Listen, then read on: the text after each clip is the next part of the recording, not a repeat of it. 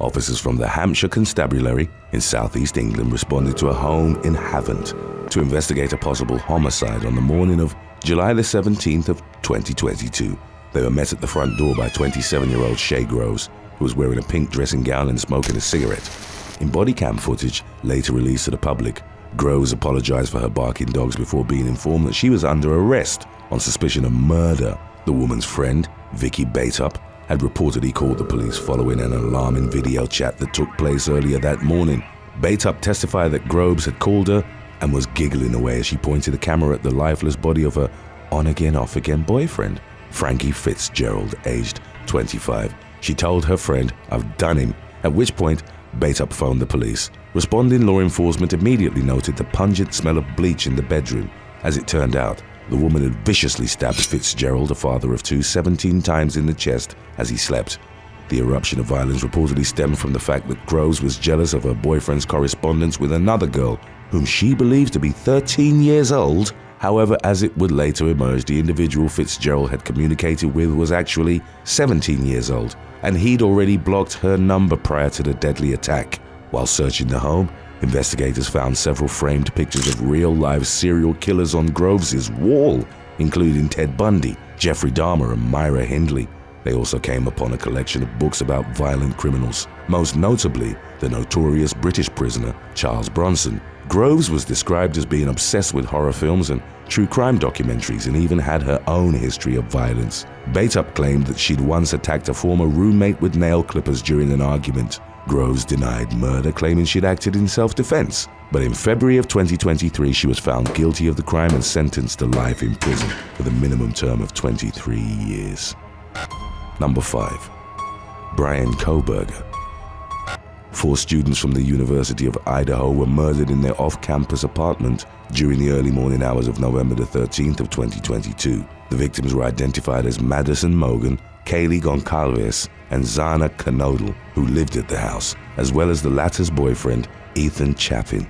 2 other residents of the rental property, Dylan Mortensen and Bethany Funk, were also home at the time but weren't harmed themselves. It was initially believed that Mortensen and Funk had been asleep when the perpetrator struck. However, it was later revealed that one of the surviving residents had seen a figure clad in black clothing and a mask who walked past her as he left the crime scene. She also testified to hearing someone crying on the night of the killings. A wide-reaching police investigation ensued involving nearly 130 members of law enforcement from the Moscow Police Department, the Idaho State Police, and the Latah County Sheriff's Office. Fortunately, a surveillance camera in the area had captured an image of an Hyundai Elantra leaving the scene around the time of the murders. The same vehicle was also observed driving past the victim's apartment 3 separate times in the hours following the home invasion. Investigators learned that the Elantra in question was owned by a man named Bryan Kohberger. In December, Kohberger took the car on a road trip to Pennsylvania with his father for the holidays. He was pulled over twice within a 5-mile radius in Indiana, once for speeding and once for tailgating, but the police weren't yet aware of his involvement in the University of Idaho slayings, so he was permitted to leave. Cell phone data confirmed that Kohberger had been at the victim's house at the time they were killed.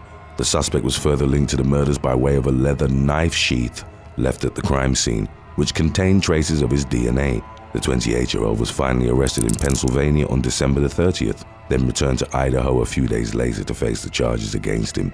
Upon his identification to the public, it emerged that Kohberger held a special interest in criminology, which might have foreshadowed his sudden outbreak of violence.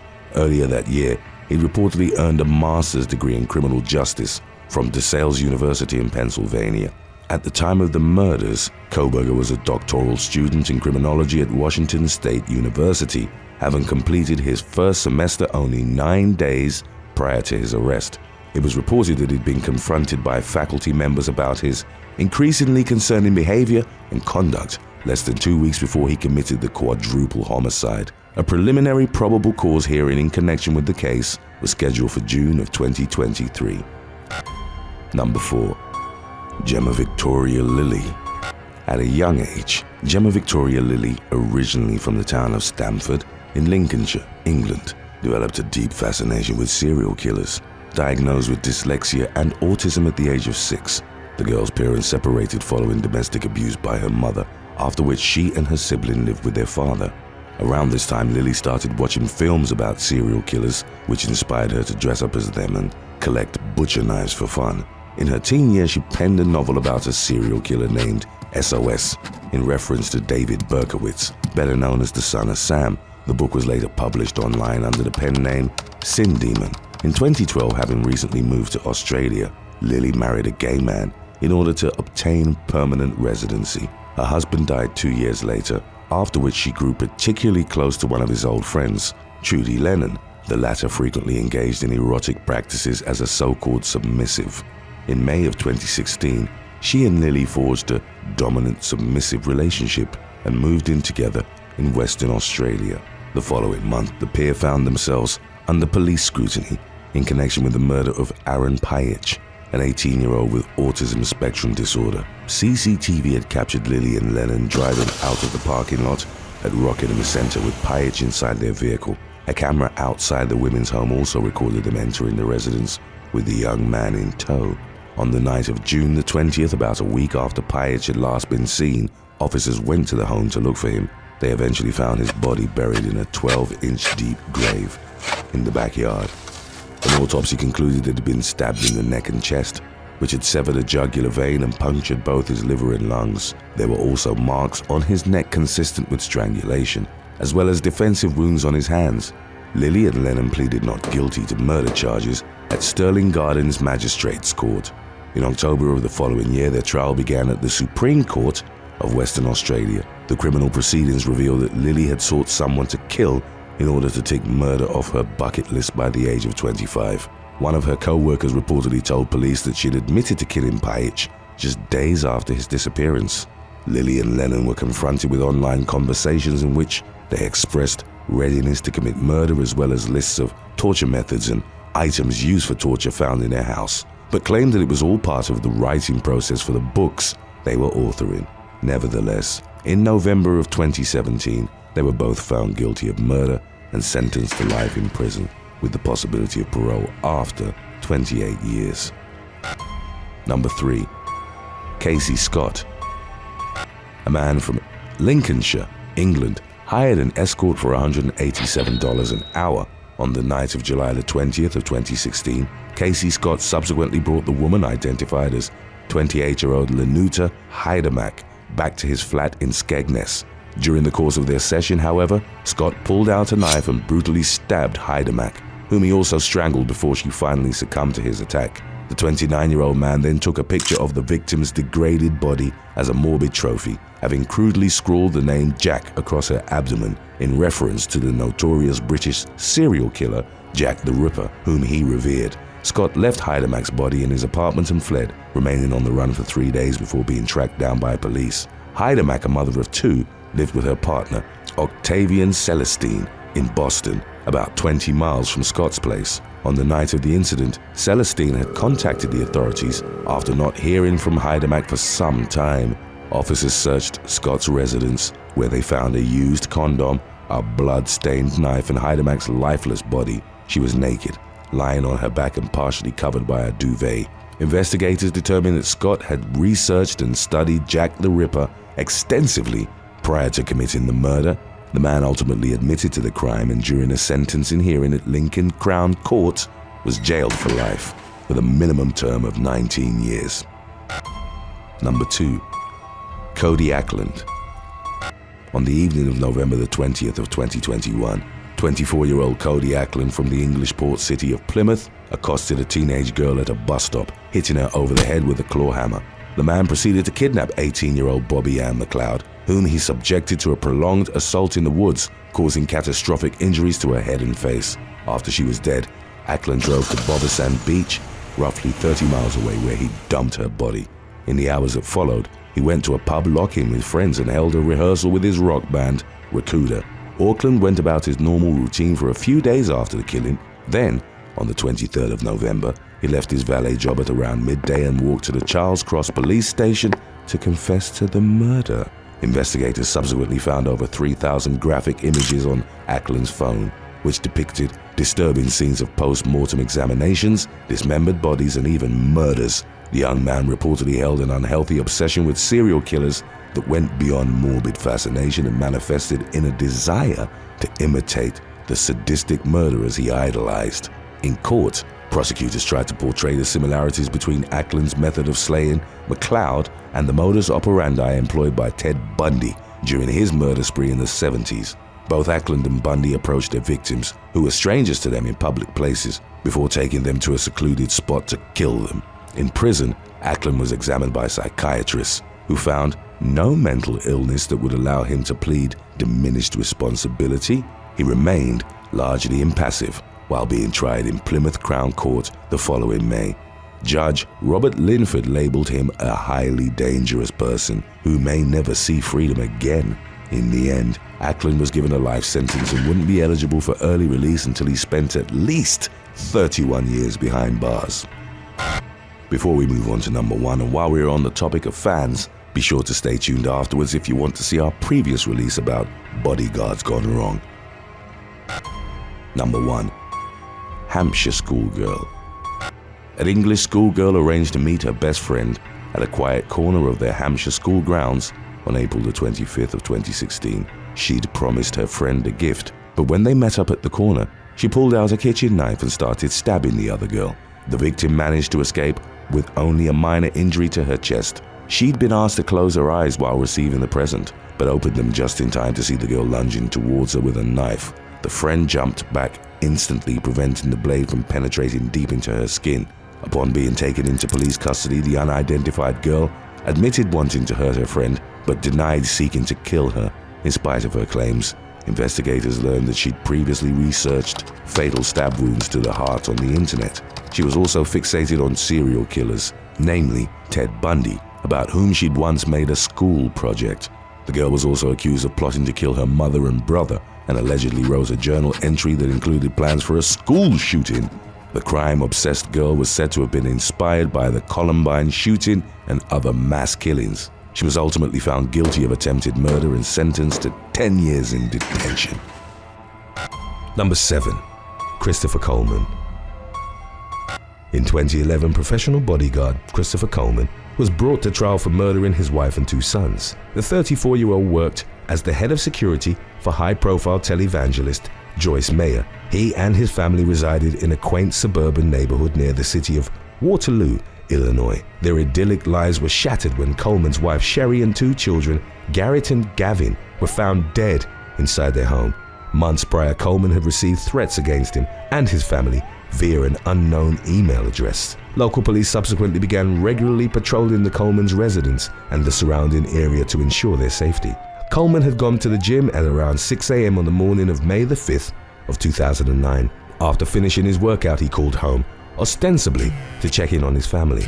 No one answered the phone, however, which prompted Coleman to call his neighbor, a policeman called Justin Barlow. The latter was accompanied by fellow police officer Jason Don John when he entered the Coleman home on the former bodyguard's request. The 2 men discovered that threatening messages had been plastered all over the interior of the house in blood-red paint. As the search progressed, the officers found Sherry and the 2 boys strangled to death in their beds. During the ensuing investigation, the police discovered several pieces of evidence that pointed to Coleman himself as the triple homicide's most promising suspect. The email address that was used to threaten the Colemans in the months prior to the incident had been created on Christopher Coleman's computer. The graffiti found on the walls of the house was likewise determined to have been written by Coleman. Perhaps most damning of all evidence stacked against the celebrity bodyguard was his extramarital affair with Tara Lintz, a childhood friend of his wife's. The 2 reportedly struck up a relationship in November of 2008. Believing he would be fired from his job if he divorced his wife, Coleman instead devised a plan to murder his own family in order to marry his mistress without consequence. He was ultimately given a life sentence without the possibility of parole. In the years following his conviction, Coleman has constantly maintained his innocence. He attempted to appeal his sentence on multiple occasions to no avail. Number 6. Alexandre Banella. The top security aide to French President Emmanuel Macron was found guilty of assaulting 2 young protesters in an incident that occurred during the 2017 May Day demonstrations in Paris. A video surfaced from the anti-capitalist protests that depicted Macron's bodyguard, Alexandre Banella, repeatedly striking a young man and grabbing a young woman by the neck while wearing a police helmet. Banella was not a member of law enforcement, however, and he had been given leave from his post in Macron's security detail to attend the demonstrations as an observer. Following the dissemination of the video online, Banella was fired from President Macron's staff and officially charged for beating up the demonstrators. Investigators also found that the former presidential bodyguard had been illegally carrying a firearm during public outings with Macron. Bodyguards were only authorized to be armed while stationed at party headquarters. Prosecutors pursued further charges in connection with Banella's consulting business, particularly operations that entailed traveling to Africa and Israel. The ex-bodyguard reportedly used fake documents to obtain the passports he later used for his international business trips. For all the criminal charges levied against him, Banella was sentenced to a 3-year jail term in May of 2021. He circumvented actual prison time, however. 2 of the 3 years were suspended, and he was mandated to wear an electronic bracelet for the 3rd and final year of the sentence. Number 5. Cyril Azar. A former bodyguard to the Malaysian Prime Minister was arrested and charged with the murder of a 28-year-old Mongolian woman who allegedly possessed sensitive information regarding high-level government officials. Cyril Azar, aged 43, was on the security detail assigned to Najib Razak, who served as Malaysia's 6th Prime Minister from April of 2009 to May of 2018. When he was still a police commando, Azar carried out the murder of Altantuya Sharabu, a French-speaking translator and model believed to have become privy to shady financial dealings involving some of the most prominent figures within Malaysia's government. During subsequent court proceedings, it emerged that Altantuya had told Azar that she was pregnant just moments before he fatally shot her in the head in a jungle clearing outside of Kuala Lumpur. To eliminate evidence of the execution, the commando detonated military-grade explosives in close proximity to Altantuya's remains, leaving nothing but bone fragments behind. Azar and a second security officer, Azila Hadri, were eventually convicted of the crime and sentenced to death in 2009 after a trial that had lasted 159 days. They were acquitted of all charges in 2013, following a decision by the Court of Appeals that sparked tremendous controversy among the Malaysian general public. The acquittal was overturned by the federal court in 2015, and Azar, who'd been living in Queensland, Australia, with his 15-year-old son, was brought back into custody by Australian authorities. In the years since Altantuya's murder, the former Prime Minister and employer to the 2 individuals found guilty has consistently denied any knowledge of or involvement in the crime. Number 4. Abdulaziz AlFagen. General Abdulaziz AlFagen had served as the chief bodyguard to multiple members of the Saudi royal court prior to being gunned down in September of 2019. Saudi Arabia's state-run press agency reported that AlFagen was killed during a contentious dispute in the Red Sea port of Jeddah. The general was visiting a friend's summer home when another acquaintance, Mamdouh bin Mishal al-Ali, arrived unexpectedly. The group became embroiled in an argument that turned violent when al-Ali brandished a gun and opened fire. Saudi law enforcement converged at the scene and surrounded the house in which the gunman had barricaded himself. A gunfight broke out and al-Ali was killed, but not before 5 security officers suffered non-fatal gunshot wounds of their own. General AlFagen passed away from his injuries later that day while being treated at the hospital. The sitting Saudi monarch, King Salman, urged regional intelligence authorities to gather information that might help explain the attack that had taken the life of his top bodyguard. Following AlFagen's death, speculation arose as to whether the shooting was actually a targeted attack by the disgruntled Saudi crown prince. The editor-in-chief of the Arab Times reported that a hidden coup had begun to emerge from within the royal court, and AlFagen was caught in the crossfire of the alleged power struggle between King Salman and Crown Prince Mohammed bin Zayed. It was also reported that AlFagen was killed because he possessed information about the infamous death of Saudi Arabian journalist Jamal Khashoggi. Number 3. Pascal Duvier. After celebrity bodyguard Pascal Duvier allowed Kim Kardashian to be robbed at gunpoint while she was under his watch, he was let go from his position on the influencer's security team and subsequently faced a $6.1 million lawsuit from her insurer. In October of 2016, Kardashian and her sisters Kourtney and Kendall were in France, attending the semi-annual Paris Fashion Week. They were accompanied on the trip by Duvier, who'd long served as a bodyguard for the famous family. Kardashian was alone at the private apartment in which they were staying when she was accosted by 5 armed robbers disguised as police officers. The incident took place while her 2 sisters were at a nightclub under Duvier's supervision. Kardashian was bound and gagged and subsequently locked in the bathroom. The thieves absconded with $10 million worth of jewelry. Duvier came under heavy fire following the robbery. Many questioned why he'd allowed Kardashian to be left without any protection at the apartment while he was out with her sisters. Some even proposed that there was a grander plot in which he'd conspired with the robbers, but such speculations remain unproven. The multi-millionaire's insurer, American International Group, ultimately took legal action against the experienced bodyguard. They sued Duvier and his company, Protect Security, for negligence. Although the $6.1 million suit was eventually settled outside of court, Duvier parted ways with the Kardashians just a month after the incident in Paris. He continued to work with well-known celebrities even after his termination and, in July of 2021, was seen escorting singer Adam Levine around Miami. Number 2. The assassination of Indira Gandhi. On October the 31st of 1984, Indian Prime Minister Indira Gandhi was shot and killed inside her New Delhi residence. The assassination was carried out by Gandhi's Sikh bodyguards, Satwan Singh and Beyant Singh, as a form of revolt against the Prime Minister's anti-Sikh actions and policies. The bodyguards had made the decision to eliminate the woman they'd sworn to protect following a military operation launched by the Indian government against Jarnail Singh Bhindranwale, the leader of the Orthodox Sikh religion. The week-long military action was codenamed Operation Blue Star, and its primary objective was to remove Bhindranwale and his followers from the holy golden temple of the Harminder Sahib. Loss of life was experienced on both sides of the violent conflict, and the Sikh holy shrine was damaged during the fighting.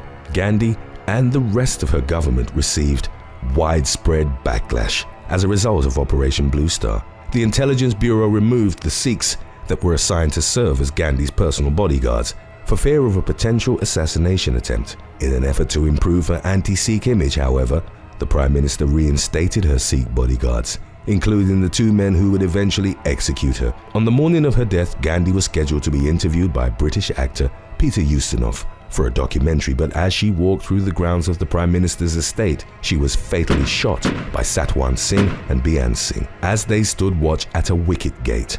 Beyant was captured and killed by border police officers later that day, while Satwan was arrested by Gandhi's other bodyguards. He was eventually hanged in 1989 along with a co-conspirator in the assassination plot. Number 1. Leopold McLean. In November of 2010, veteran New York City policeman Leopold McLean, aged 49, fired multiple shots at his girlfriend's former lover and was consequently sent to prison. In addition to his service within the ranks of the NYPD, McLean also worked as the personal bodyguard to former New York City Mayor Mike Bloomberg. Prior to the incident that would result in his 7-year prison term, McLean had driven Mayor Bloomberg's daughter, Georgina, back home after she'd attended a New York Knicks game at Madison Square Garden. That same night, McLean then went to visit his girlfriend, Asia Winfield, who lived in Jamaica, Queens. Upon arriving at Winfield's residence, the policeman reportedly found Paul Gammons, the woman's ex-boyfriend, standing outside with a knife in his grasp. By being present at the house, Gammons was in violation of a restraining order that Winfield had against him. McLean brandished his service weapon and shot Gammons twice in the back as he ran away. Winfield and McLean then contacted the authorities and told them of Gammons' attempt to enter her home while armed with a knife. They neglected to report the fact that McLean had shot the man during the ensuing altercation. The officer, who'd spent 19 years on the force, was taken into custody and charged with attempted murder once the truth was uncovered. The situation caused him to miss out on getting his pension, which would have taken effect only 2 months after the time of his arrest. During McLean's criminal trial, Winfield revealed that she'd been in contact with Gammons throughout the course of her relationship with the officer. The woman also admitted to visiting Gammons in jail and accepting 2 cars he offered to her daughter, in spite of the fact that she'd filed multiple complaints against him. Thanks for watching. If you could have an extended conversation with one notorious criminal from history, who would you choose and why? Let us know in the comments section below.